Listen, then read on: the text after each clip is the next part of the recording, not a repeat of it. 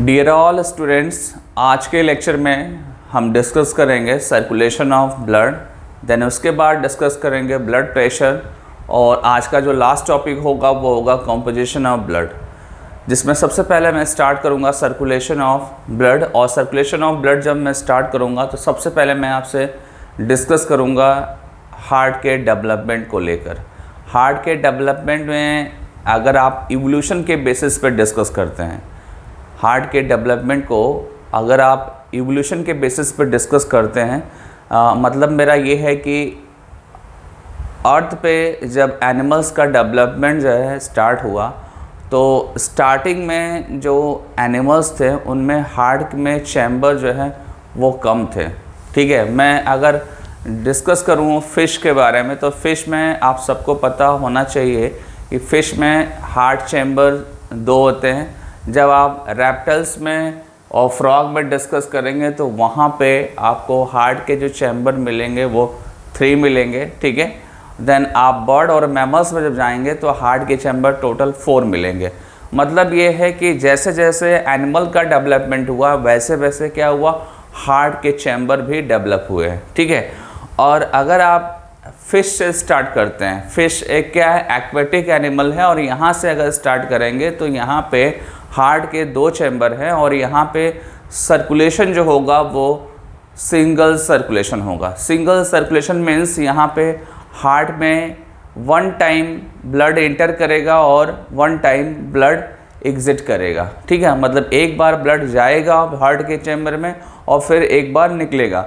और जब एक बार सर्कुलेशन इस तरीके से होगा तो हम क्या बोलेंगे, हम बोलेंगे कि फ़िश के हार्ट में सिंगल सर्कुलेशन होता है। और फ़िश के हार्ट में जो 2 चैम्बर हैं उसमें एक होता है एट्रिया और दूसरा होता है वेंट्रिकल्स। ये आपको पता होना चाहिए। ठीक है, मैं फिर से रिपीट कर दूँ, फ़िश के हार्ट में एक होता है एट्रिया और दूसरा क्या होता है, वेंट्रिकल्स होता है। और यहाँ पे जो सर्कुलेशन होगा वो सिंगल सर्कुलेशन होगा।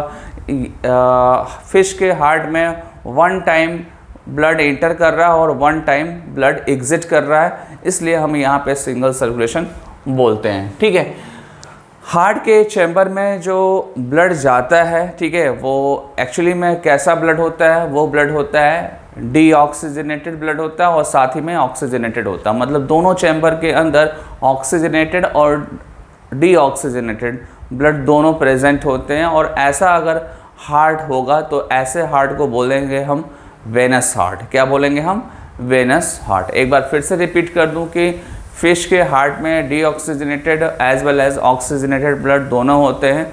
और जब ऐसा कोई भी आपको हार्ट मिलेगा तो उसको आप क्या बोलेंगे, आप उसको वेनस हार्ट बोलेंगे। ठीक है, देन नेक्स्ट जो एग्जांपल है सर्कुलेशन में वो है फ्रॉग एंड रेप्टाइल्स। फ्रॉग और रेप्टाइल्स में 3 चैम्बर्ड हार्ट होते हैं, 3 चैम्बर्ड हार्ट होते हैं। और एक्चुअली देखा जाए तो फ्रॉग में 3 चैम्बर्ड होता है और रेप्टाइल्स में जो है वो इनकम्प्लीट 4 चैम्बर होता है। इनकम्प्लीट 4 चैम्बर होता है, मतलब वहाँ पे जो 4th नंबर चैम्बर है वो फॉर्म तो होता है बट इनकम्प्लीटली फॉर्म होता है। तो आप ओवरऑल ये बोल सकते हैं कि फ्रॉग और रेप्टाइल्स में ऑलमोस्ट जो है सर्कुलेशन का सीन जो है सेम टाइप का सर्कुलेशन का सीन है। और ऐसे सर्कुलेशन को आप क्या बोलते हैं, इनकम्प्लीट डबल सर्कुलेशन बोलेंगे। ठीक है, एक बार डायग्राम में आप देखो, सपोज दैट ये मैंने बनाया फ्रॉग का हार्ट। ठीक है, फ्रॉग के हार्ट में ये है राइट एट्रिया और ये है लेफ्ट एट्रिया। ठीक है, नीचे आपको मिलेगा वेंट्रिकल सिंगल है। ठीक है, वेंट्रिकल सिंगल है। तो इस तरीके से फ्रॉग में होता है। बट जब आप रेप्टाइल्स में डिस्कस करते हैं तो रेप्टाइल्स में कुछ इस तरीके से होता है। आप देख रहे हो यहाँ पे वेंट्रिकल्स डिवाइड करने की कोशिश कर रहा है बट कंप्लीट डिवाइड नहीं हो रहा है। तो आप इसको बोलेंगे कि यहाँ पे वेंट्रिकल्स जो है वो इनकम्प्लीट डिवाइड हो रहा है। और यहाँ पे भी ऑलमोस्ट सिंगल वेंट्रिकल्स है, यहाँ पे भी ऑलमोस्ट सिंगल वेंट्रिकल्स हैं। बट जो एट्रिया है वो हमेशा की तरह कैसा है, 2 एट्रिया है जैसा कि फ्रॉग में है। ठीक है, फ्रॉग में एट्रिया राइट एट्रिया और लेफ्ट एट्रिया था। सिमिलरली यहाँ पे भी क्या होगा, राइट एट्रिया और लेफ्ट एट्रिया होगा। और ये जो केस होगा ये होगा आपका रेप्टाइल्स का। रेप्टाइल्स में हमेशा याद रखिए कि रेप्टाइल्स में वेंट्रिकल्स डिवाइड करने की कोशिश कर रहा है, बट यहाँ पे इनकम्प्लीट डिवीज़न है। तो इस पूरे वेंट्रिकल्स में जो है आपको मिलेगा क्या, deoxygenated as well as oxygenated दोनों ब्लड मिलेगा, ठीक है। और अगर आप एट्रिया की बात करते हैं तो राइट एट्रिया में हमेशा की तरह डीऑक्सीजनेटेड ब्लड होगा। कैसा होगा, डीऑक्सीजनेटेड ब्लड, और यहाँ पे भी डीऑक्सीजनेटेड ब्लड होगा। लेफ्ट एट्रिया में ऑक्सीजनेटेड ब्लड होगा, यहाँ पे भी क्या होगा, ऑक्सीजनेटेड ब्लड होगा, ठीक है। तो इस तरीके से फ्रॉग और रेप्टाइल्स में ब्लड जो है प्रेजेंट होते हैं उनके हार्ट चैम्बर्स में। और यहाँ पे जो सर्कुलेशन होगा वो इनकम्प्लीट डबल सर्कुलेशन होगा, ठीक है। नंबर ऑफ एट्रिया की बात करें तो 2 होगा, और नंबर ऑफ वेंट्रिकल्स की बात करें तो सिंगल होगा यहाँ पे, ठीक है। एक एक्सेप्शन है यहाँ पे, वो एक्सेप्शन है क्रोकोडाइल का। क्रोकोडाइल्स में 4 चैम्बर हार्ट होते हैं, क्रोकोडाइल्स में 4 चैम्बर हार्ट होते हैं, वो एक्सेप्शन है, ठीक है। मतलब क्रोकोडाइल्स जो है वो ज़्यादा डेवलप है रेप्टाइल्स में, ठीक है। वो ऑलमोस्ट मैमल्स जैसा उसका हार्ट होता है, ठीक है। एग्जैक्टली मैमल्स की तरह नहीं होगा, बट चैम्बर वाइज अगर देखेंगे तो मैमल्स की तरह उसका हार्ट होगा, ठीक है। बर्ड और मैमल्स में अगर देखेंगे तो वहाँ पे आपको 4 चैम्बर हार्ट मिलेगा। और मैंने आपको प्रीवियस लाइव क्लास में मैंने आपको बताया था कि जो मैमल्स हैं या बर्ड हैं, यहाँ पे इनके जो चैम्बर होते हैं वो 4 चैम्बर होते हैं, और सर्कुलेशन जो होगा यहाँ पे डबल सर्कुलेशन होगा, ठीक है। सर्कुलेशन जो होगा यहाँ पे वो डबल सर्कुलेशन होगा, ठीक है। डबल सर्कुलेशन में एक होता है आपका पल्मोनरी सर्कुलेशन और दूसरा होता है systemic circulation. Pulmonary circulation lungs में ब्लड लेके जाता है और लंग्स से ब्लड लेके हार्ट की तरफ आता है, और जो सिस्टमिक सर्कुलेशन होता है वो बॉडी पार्ट्स में जाता है अदर देन लंग्स, ठीक है। अदर देन लंग्स जो पार्ट है हमारे बॉडी का, वहाँ पे सिस्टमिक सर्कुलेशन ब्लड लेके जाता है, और फिर वहाँ से डीऑक्सीजनेटेड ब्लड जो है वापस हार्ट में लेके आता है। जो आपका हार्ट में जब आप पूरा डिटेल पढ़ेंगे तो आपका जो हार्ट के चैम्बर हैं, हार्ट के चैम्बर में जो 4 चैम्बर मैं बता रहा हूँ बर्ड और मैमल्स के केस में, इसमें ये जो पार्ट होगा, ये पार्ट, ये दोनों चैम्बर होंगे। यहाँ पे होगा आपका डीऑक्सीजनेटेड ब्लड और यहाँ पे होगा आपका ऑक्सीजनेटेड ब्लड, ठीक है। कैसा होगा, ऑक्सीजनेटेड ब्लड। दैट मीन्स कि क्रोकोडाइल, बर्ड्स, मैमल्स, इसमें deoxygenated blood as well as oxygenated blood दोनों मूव करते हैं, दोनों आते हैं और दोनों जाते हैं। तो ऐसे हार्ट को बोलेंगे एट्रियोवेंट्रिकुलर हार्ट। क्या बोलेंगे, एट्रियोवेंट्रिकुलर हार्ट, ठीक है। बट जब आप फिश में पढ़ रहे थे तो फिश में क्या था, वहाँ पे 2 चैम्बर थे और दोनों के अंदर क्या थे, ऑक्सीजनेटेड और डीऑक्सीजनेटेड ब्लड थे। तो वहाँ पे हम बोल रहे थे कि हार्ट कैसा है, वेनस हार्ट है। मतलब सेम चैम्बर में दोनों तरह के ब्लड जब आएंगे तो आप बोलेंगे क्या, वेनस हार्ट बोलेंगे। अगर चैम्बर वाइज अगर डीऑक्सीजनेटेड और ऑक्सीजनेटेड ब्लड आएगा तो उसको हम क्या बोलेंगे, उसको बोलेंगे एट्रियोवेंट्रिकुलर हार्ट, ठीक है। इस वाले पार्ट में डीऑक्सीजनेटेड ब्लड आएगा और इस वाले पार्ट में ऑक्सीजनेटेड ब्लड आएगा, तो इसलिए हम क्या बोलेंगे, ऐसे हार्ट को हम एट्रियोवेंट्रिकुलर हार्ट बोलेंगे। और ऐसा हार्ट कहाँ पे मिलेगा आपको, क्रोकोडाइल में मिलेगा। क्रोकोडाइल जो है रेप्टाइल्स में एडवांस होते हैं, बर्ड्स में मिलेगा इस टाइप का हार्ट, और एज वेल एज मैमल्स में भी इस टाइप का हार्ट मिलेगा, ठीक है। तो ये सारी इंफॉर्मेशन जो है वो किसके बारे में हो गई, ये हो गई आपकी बर्ड और मैमल्स के सर्कुलेशन के बारे में हो गई, ठीक है। एक बार फिर से मैं बता दूं कि जो आपका डबल सर्कुलेशन है, डबल सर्कुलेशन में होता क्या है कि 2 टाइम्स जो है ब्लड इंटर करता है हार्ट के अंदर और 2 टाइम्स ब्लड जो है वो एग्जिट करता है फ्रॉम हार्ट, ठीक है ना। ये चीज़ आपको ध्यान रखना होगा, और इसी के बिहाफ पे आप बोलेंगे कि बर्ड, मैमल्स और क्रोकोडाइल्स में सर्कुलेशन जो होता है वो डबल सर्कुलेशन होता है, ठीक है ना।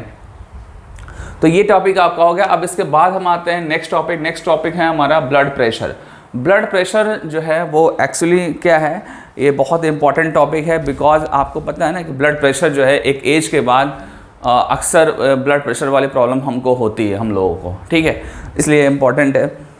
और यहाँ पे ब्लड प्रेशर का मतलब जो है वो क्या है कि जो ब्लड का वॉल्यूम है वो अगर इंक्रीज़ हो जाए किसी भी वजह से ब्लड का वॉल्यूम अगर इंक्रीज़ हो जाए तो प्रेशर क्या होता है, इंक्रीज़ हो जाता है। और प्रेशर एक्चुअली में जनरेट कहाँ से होता है, हार्ट के चैम्बर से जनरेट होता है। जब हार्ट कॉन्ट्रैक्ट एंड रिलैक्स होते हैं तो उस टाइम पे क्या होता है कि प्रेशर का आपको डिफरेंस पता चलता है। जब आप हार्ट की कॉन्ट्रैक्शन की बात करेंगे, मतलब हार्ट जब कॉन्ट्रैक्ट करता है तो प्रेशर जो है ज़्यादा होता है, जब रिलैक्स होता है तो प्रेशर कंपैरेटिवली लेस होता है। ठीक है, मैं अभी आगे डिस्कस करूँगा कि कब हाई होगा और कितना हाई होगा, और कब लो होगा और कितना लो होगा, मैं इसको डिस्कस करूँगा। जब आप प्रेशर की बात करेंगे और हार्ट के चैम्बर की कॉन्ट्रैक्शन की बात करेंगे तो हार्ट जैसे ही कॉन्ट्रैक्ट करता है, ब्लड जो है हार्ट से मूव करता है और जाता है हमारे मेजर वेसल्स में जाता है। कहाँ जाता है, हमारे वेसल्स में जाता है। मेजर वेसल्स मैं इसलिए बोल रहा हूँ क्योंकि जब हार्ट से निकलता है तो दो मेन आयोटा होते हैं या वेसल्स होते हैं जिससे ब्लड जाता है बॉडी पार्ट्स की तरफ, मतलब कि लंग्स की तरफ भी जाएगा और अदर देन लंग्स जो पार्ट होते हैं बॉडी के वहाँ पे भी जाएगा, और फिर फर्दर नेक्स्ट जो ब्रांचेस निकलते हैं वेसल्स के वहाँ की तरफ मूव करता है। और मूव जब करेगा तो जो हार्ट के कॉन्ट्रैक्शन का जो प्रेशर था ब्लड का, वो प्रेशर वेसल्स पे पड़ेगा, वो प्रेशर वेसल्स पे पड़ेगा, और वेसल्स पे जब पड़ेगा तो उस वेसल्स को हम मेज़र करेंगे और मेज़र करने के बाद हमको ब्लड का प्रेशर पता चलेगा। ठीक है, ब्लड का प्रेशर पता चलेगा। और इस बात को ऐसे समझ सकते हैं कि जब आप किसी डॉक्टर के पास ब्लड प्रेशर चेक कराने जाते हैं तो वो ब्लड प्रेशर जो है आपके वेसल्स से मेज़र होते हैं, वो ब्लड प्रेशर आपके वेसल्स से मेज़र होते हैं, ना कि हार्ट से मेज़र होते हैं। हार्ट तो अपना जो पंपिंग जो करना है वो तो कर रहा है हार्ट, बट उस पंपिंग की वजह से जो प्रेशर जनरेट हो रहा है वो एक्चुअली में हम मेज़र कैसे करते हैं, हम मेज़र करते हैं वेसल्स के हेल्प से। प्रेशर एक्चुअली में एक्सर्ट होता है, exert toward wall of blood vessels, wall of blood vessels, मतलब जो ब्लड वेसल्स होती हैं उनकी वॉल जो होती है वहाँ पे प्रेशर का इम्पैक्ट दिखता है, वहाँ पे प्रेशर का इम्पैक्ट दिखता है। ठीक है, इसलिए मैंने यहाँ पे मेंशन कर रखा है प्रेशर जनरेटेड बाय हार्ट, और एक्सर्ट का हो रहा, exert in the wall of blood vessels. और जब वहाँ पे आप किसी पर्टिकुलर इंस्ट्रूमेंट से आप मेज़र करेंगे तो आपको क्या पता चलेगा, वहाँ पे आपको ब्लड प्रेशर का पता चलेगा। और ब्लड प्रेशर जब हम मेज़र करते हैं तो एक पर्टिकुलर इंस्ट्रूमेंट का यूज़ करते हैं जिसको बोलते हैं स्फिग्नोमैनोमीटर, स्फिग्नोमैनोमीटर बोलते हैं। ठीक है, जब स्फिग्नोमैनोमीटर से मेज़र करते हैं तो उस समय हम स्पेशली एक पर्टिकुलर आर्टरी को हम मेज़र करते हैं, उसके प्रेशर को मेज़र करते हैं। वो आर्टरी क्या है, ब्रैंकियल आर्टरी। ठीक है, ब्रैंकियल आर्टरी, ये आर्टरी जो है आपके हार्ट की जो पोजीशन होती है उसके राइट एंगल होता है। अगर हार्ट की पोजीशन आपकी लेफ़्ट साइड में है तो इसके जो है इसके पैरेलल एक गया है आपका क्या, एक आर्टरी गई है जिसको बोलते हैं ब्रैंकियल आर्टरी।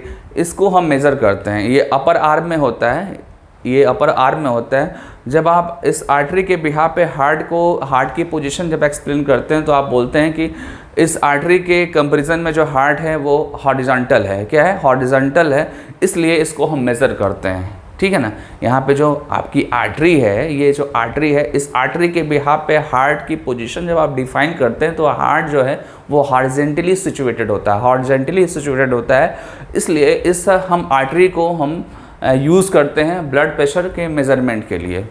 ठीक है ना, वो भी मैंने यहाँ पे मेंशन कर रखा है, it always taken on bronchial artery on upper arm because it is at the horizontal level of heart.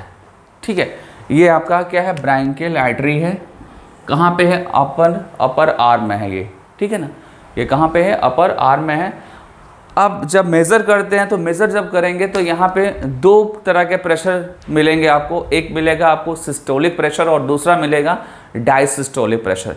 जब हार्ट के चैम्बर कॉन्ट्रैक्ट करते हैं तो उस समय हम बोलते हैं कि सिस्टोलिक प्रेशर है, उस समय कैसा प्रेशर होगा, सिस्टोलिक प्रेशर होगा। और जब हार्ट के चैम्बर रिलैक्स हो देंगे, क्या होंगे, रिलैक्स होंगे, तो वो प्रेशर जो होगा वो क्या होगा, डायसिस्टोलिक प्रेशर होगा। क्या होगा, डायसिस्टोलिक प्रेशर। आप देख सकते हो यहाँ पे ब्लड प्रेशर में सिस्टोलिक ब्लड प्रेशर और ये है आपका डायसिस्टोलिक प्रेशर। और जब प्रेशर ये जनरेट होता है तो इसका इफेक्ट कहाँ पे होता है, इसका इफेक्ट ब्रैंकियल आर्टरी पे होता है और उसी को हम मेज़र करते हैं स्फिग्नोमैनोमीटर इंस्ट्रूमेंट के थ्रू। ठीक है, सिस्टमिक ब्लड प्रेशर जो होता है वो एक हेल्दी पर्सन में, एक एडल्ट हेल्दी पर्सन में कितना होता है, 120 mm Hg होता है, 120 mm Hg होता है। ठीक है, और इसको आप जब रिकॉर्ड करते हैं तो ये कब रिकॉर्ड करते हैं? During cardiac cycle. During cardiac cycle, cardiac cycle actually में हार्ट के कॉन्ट्रैक्शन और रिलैक्सेशन का एक प्रोसीजर है, ठीक है। और उस टाइम पे एक्चुअली होता क्या है कि हार्ट का कॉन्ट्रैक्शन भी होता है और रिलैक्सेशन भी होता है। जब हार्ट कॉन्ट्रैक्ट करता है तो वो भी क्या है, कार्डियक साइकिल का एक इवेंट है, और उस समय जो है प्रेशर हाईएस्ट होता है, हाईएस्ट ब्लड प्रेशर होता है जब हार्ट के चैम्बर कॉन्ट्रैक्ट होते हैं, ठीक है। सेकंड आ जाइए, सेकंड है आपका diastolic blood pressure. Diastolic blood pressure जो है हम कब मेजर करते हैं? जब कार्डियक साइकिल का मिनिमम ब्लड प्रेशर होता है। कार्डियक साइकिल का मिनिमम ब्लड प्रेशर होता है, और मिनिमम कब पॉसिबल है? ये मिनिमम पॉसिबल है रिलैक्सेशन स्टेट में। रिलैक्सेशन स्टेट में ये मिनिमम पॉसिबल है। जब हार्ट के चैम्बर रिलैक्स होंगे तो ये मिनिमम ब्लड प्रेशर हो जाता है, ठीक है। तो ये जो वैल्यू है ये लर्न करना है। ये वैल्यू कब हम मेज़र कर रहे हैं ये भी आपको पता होना चाहिए कि जब कार्डियक साइकिल में कॉन्ट्रैक्शन हो रहा है तब हम सिस्टोलिक ब्लड प्रेशर मेज़र करते हैं। जब कार्डियक साइकिल साइकिल में जब आपका रिलैक्सेशन स्टेट आता है तो वहाँ पे हम डायसिस्टोलिक ब्लड प्रेशर को मेज़र करते हैं, और ये वैल्यू आपको लर्न करनी होगी, ठीक है। ये जो वैल्यू मैंने बताया ये एक एडल्ट हेल्दी पर्सन में है। एक एडल्ट हेल्दी पर्सन में ये प्रेशर आपको लर्न करना होगा। कभी कभी ऐसा होता है कि ये प्रेशर जो है वो चेंज हो जाता है। ये प्रेशर जो है 140, 150 बाई 90, 95 हो जाता है। तो वो जो कंडीशन होती है वो कंडीशन हाइपरटेंशन वाली कंडीशन होती है, ठीक है। वो जो कंडीशन होती है वो हाइपरटेंशन वाली कंडीशन होती है, ठीक है। तो डॉक्टर आपको प्रिस्क्रिप्शन में बहुत सारी चीज़ें बताता है कि आप ये करिए तो आपका प्रेशर कम हो जाएगा, ठीक है। तो ये ब्लड प्रेशर हो गया। अब इसके बाद हम डिस्कस करेंगे ब्लड कंपोजिशन टॉपिक, ठीक है।